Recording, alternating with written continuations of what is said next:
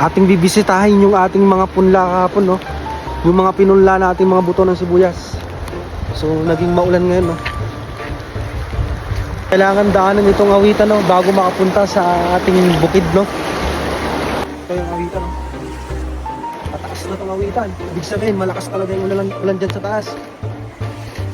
Parting na yan. Sinipan na mga trapper.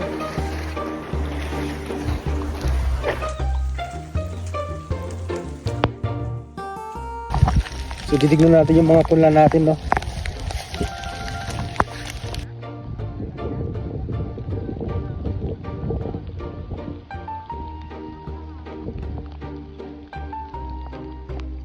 So sa palaran yung ating mga buto ngayon, no? Talagang tatlong bagyo natin na parating, eh.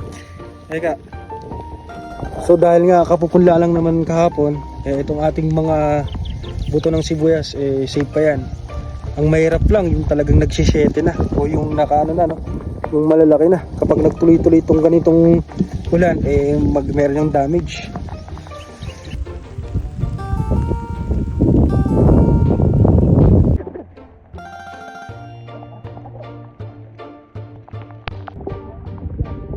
So yun na nga tayo, guys, no?